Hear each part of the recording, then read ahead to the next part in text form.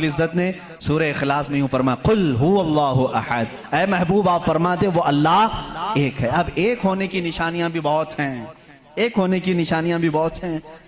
ہم بچپن میں پڑھتے تھے، ہمارے پاس ایک ہمارے والد کتاب پڑھاتے تھے، اس میں ایک سوال ایک بوڑھی عورت سے کسی نے کیا تھا کہ بڑی بھی تم نے اللہ کو ایک مانا ہے؟ کہا ہاں بالکل۔ وہ چرخہ سیلتی تھی، چرخہ جس میں کپڑے سلے جاتے ہیں۔ مولوی صاحب نے پوچھا کیا دلیل ہے کہ کوئی نظام کو چلا رہا ہے، کوئی ہے خدا؟ اس نے کہا میری مشین یہ سب سے بڑی دلیل ہے میرے لیے۔ کہا کیسے؟ کہا یہ جو چکر کاٹتی ہے مشین، جب تک میں پاؤں ہلاتی نہیں یہ چرخہ چلتا نہیں۔ یہ نظام شمسی پورا بغیر کسی کے چلائے کیسے نہیں چلتا؟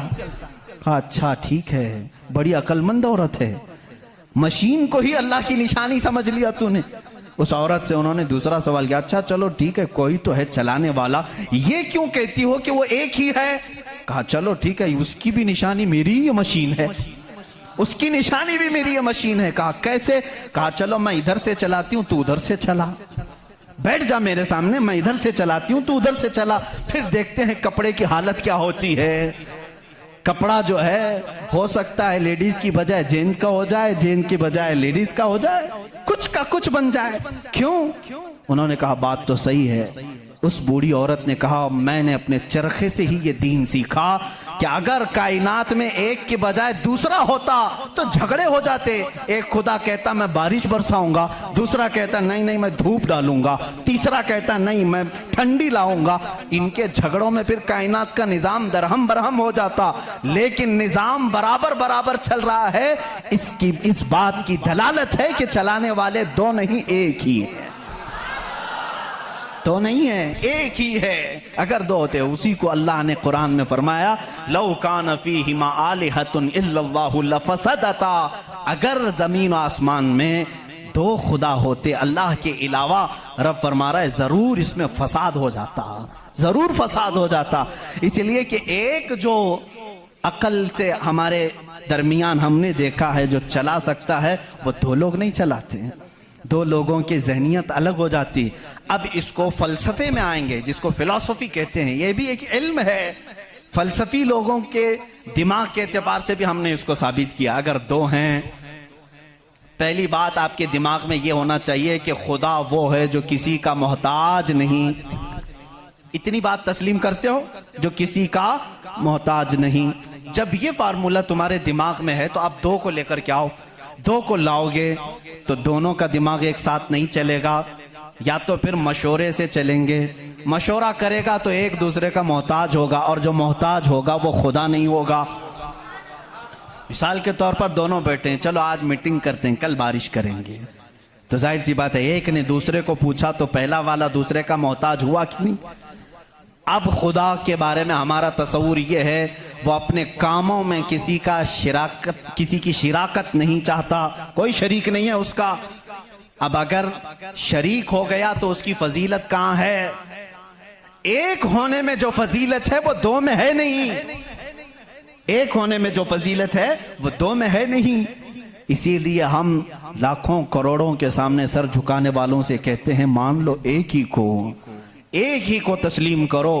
اس لیے کہ جتنے ادیان ہیں دنیا میں تقریباً سب کے ہاں ایک تصور ہے خدا کا تصور۔ ایتھیزم کو چھوڑ کر کے میں باقی سب کی بات کروں، ہندوؤں کے نظریات میں بھی خدا کا تصور ہے، کوئی تو ہے، ایک بھگوان کے کچھ بھی نام لیں۔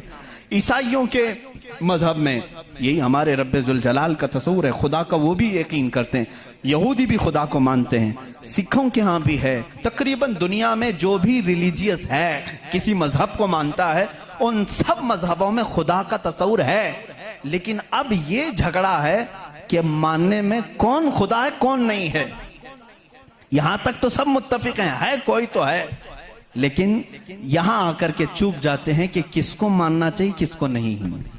اسی لیے میرے عزیزو اسلام نے وہ نشانیاں رب ذوالجلال کے واحد ہونے کی اور اس کے طاقتور ہونے کی رکھی ہیں جس کو آج تک دنیا انکار نہیں کر سکی، اور قرآن کے اس معجزے کو آج تک کوئی چیلنج نہیں کر سکا۔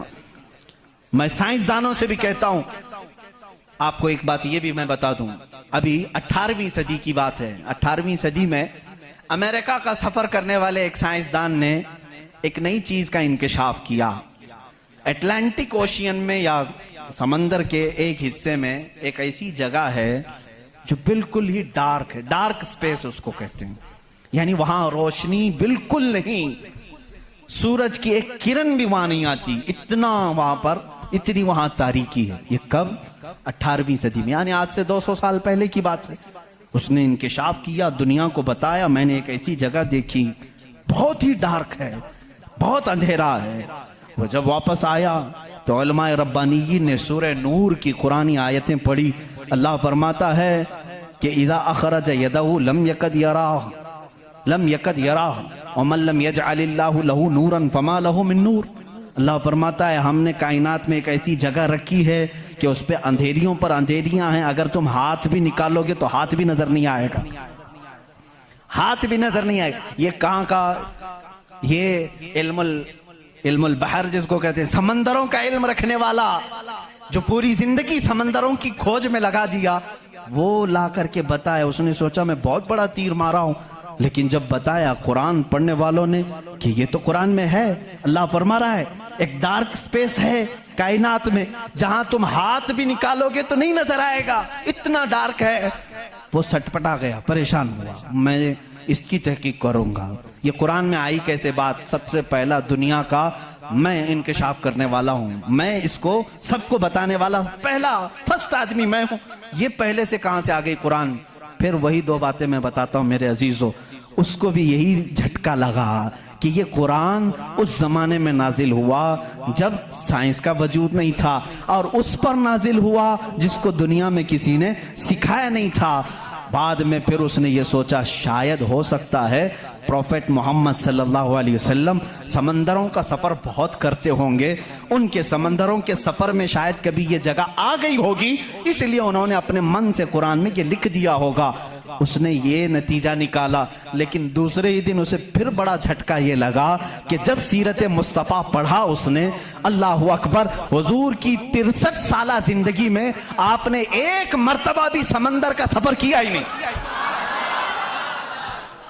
یہ بہت بڑا جھٹکا لگا کہ وہ محمد صلی اللہ علیہ وسلم کبھی پوری زندگی میں سمندر کا سفر کیے ہی نہیں. میرے عزیزو, اس بات میں غلط فہمی میں نہ آنا کہ وہ سمندروں کو نہیں جانتے تھے. وہ معراج کا سفر کرنے والا رسول سمندروں کو ضرور جانتا ہے, لیکن یہ حکمت الہی تھی کہ کبھی سمندر کے سفر کرنے کا اتفاق نہیں ہوا.